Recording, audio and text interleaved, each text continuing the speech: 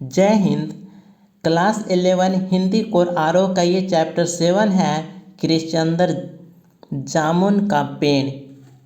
पहला प्रश्न देखिए। प्रश्न है, बेचारा जामुन का पेड़ कितना फलदार था और इसकी जामुनें कितनी रसीली होती थी। इसमें से क प्रश्न है, ये संवाद कहानी के किस प्रसंग में आए हैं। तो यहाँ पर उत्तर होगा, ये संवाद सेक्रेटेरिएट के लॉन में लगे जामुन के पेड़ के गिरने के संदर्भ में आए हैं। सेक्रेटेरिएट के लॉन में लगा पेड़ आंधी के कारण रात में गिर पड़ा और उसके नीचे एक आदमी दब गया।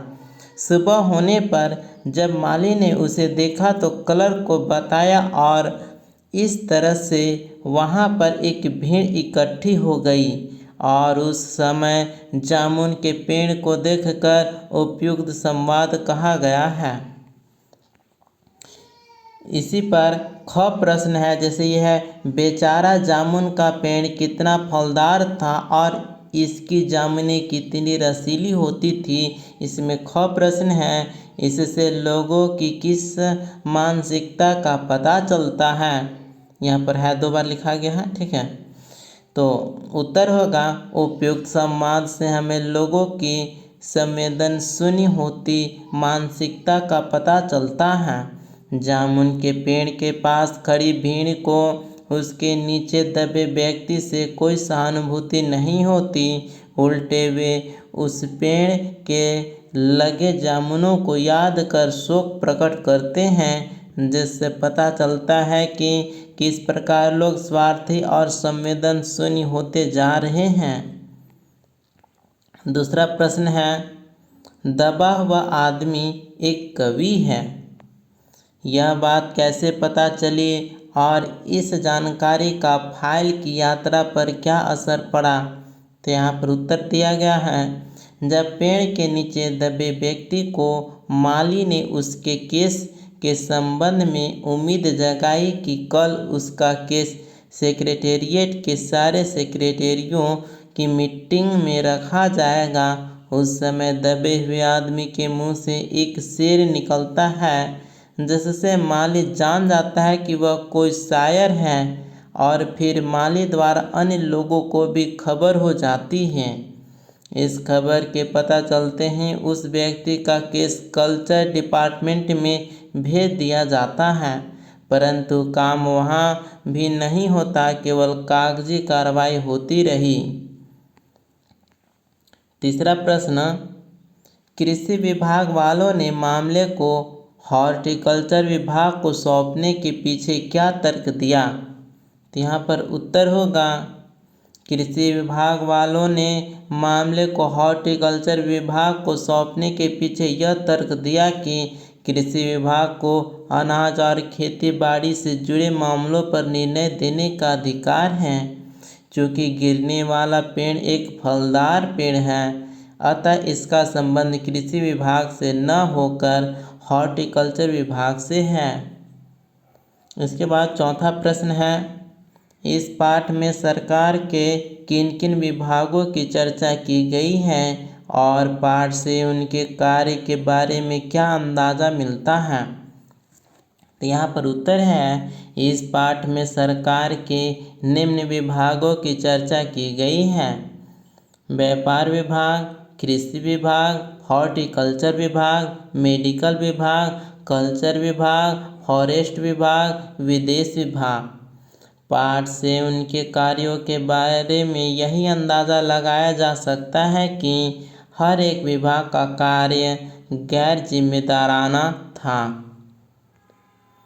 इसके बाद हम पाठ के आसपास का प्रश्नोत्तर करते हैं। प्रश्न है, कहानी में 2 प्रसंग ऐसे हैं जहां लोग पेड़ के नीचे दबे आदमी को निकालने के लिए कटिबद्ध होते हैं। ऐसा कब कब होता है और लोगों का यह संकल्प दोनों बार किस किस वजह से भंग होता है। यह उत्तर है, पहला प्रसंग, पहली बार सेक्रेटेरिएट विभाग के माली और कुछ क्लर्क दबे आदमी को निकालने के लिए तैयार होते हैं, पर उन्हें ऐसा करने से सुप्रिटेरियंट यह कहकर रोक देता है कि वह पेड़ कृषि विभाग के अंतर्गत होने के कारण वह इस मामले की फाइल कृषि विभाग को भेज रहा है। इसके बाद दूसरा प्रसंग है कि दूसरी बार फॉरेस्ट विभाग के लोग उस पेड़ को काटने के लिए पहुंचते हैं, परंतु उन्हें भी यह कहकर रोक दिया जाता है कि वह पेड़ पिटोनिया राज्य के प्रधानमंत्री ने लगाया था। यदि वे इस पेड़ को काट देंगे तो दोनों राज्यों के संबंध बिगड़ सकते हैं और साथ कि पिटोनिया राज्य से मिलने वाली सहायता से भी हम वंचित हो सकते हैं। दूसरा प्रश्न, यह कहना कहाँ तक युक्तिसंगत है कि इस कहानी में हास्य के साथ साथ करुणा की भी अंतर्धारा है? अपने उत्तर के पक्ष में तर्क दें। तो यहाँ पर उत्तर होगा, यह कहना बिल्कुल युक्तिसंगत है कि इस कहानी में हास्य के साथ साथ करुणा की भी अंतर्धारा है। कहानी की शुरुआत और अंत भी करुणाजनक है। वास्तव में प्रत्येक विभाग, क्लर्क, अधिकारियों के हास्य के साथ करुणा और भी गहराती गई है। लोगों का जामुन के फलों के स्वाद को याद करना, मनचले युवकों द्वारा उस व्यक्ति को ही आधे भाग में कटवा कर प्लास्टिक सर्जरी का सुझाव आदि अनेक ऐसी बातें हैं जो हास्य के साथ करुणा को अपने चरम पर ले जाते हैं। इसके बाद तीसरा प्रश्न है, यदि आप माली की जगह पर होते तो हुकूमत के फैसले का इंतज़ार करते या नहीं? अगर हाँ तो क्यों, और नहीं तो क्यों?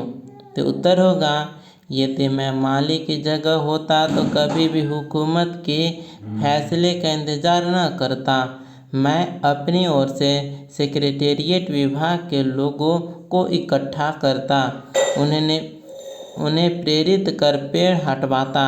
यदि वे सरकारी डर से आगे आने के लिए तैयार न होते तो उन्हें समझाता कि पेड़ काटना अपराध माना जाता है, गिरे पेड़ को हटाना नहीं। अतः पेड़ को हटाए जाने पर हम पर कोई अनुशासनहीनता कार्रवाई नहीं होगी और इस तरह से मैं उस आदमी को बचा लेता।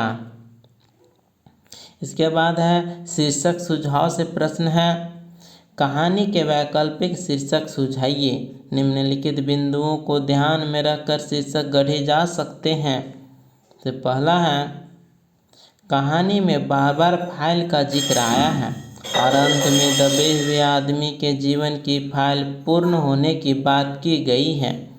तो उपयुक्त बिंदुओं के आधार पर हम कहानी के वैकल्पिक सुझाव है मेरी जीवन की फाइल। ठीक है, पहला का आंसर होगा। उसके बाद आगे है कि सरकारी दफ्तरों की लंबी और विवेकहीन कार्य प्रणाली की ओर बार बार इशारा किया गया है। तो इसमें वैकल्पिक शीर्षक होगा, अफसरों के चक्कर में चकराती फाइल। इसके बाद अगला प्रश्न है, कहानी का मुख्य पात्र उस विवेकहीनता का शिकार हो जाता है। तो इसका उपयुक्त शीर्षक होगा, फाइल से हुई मौत। ठीक है, तो यहीं पर वीडियो कंप्लीट करते हैं। धन्यवाद।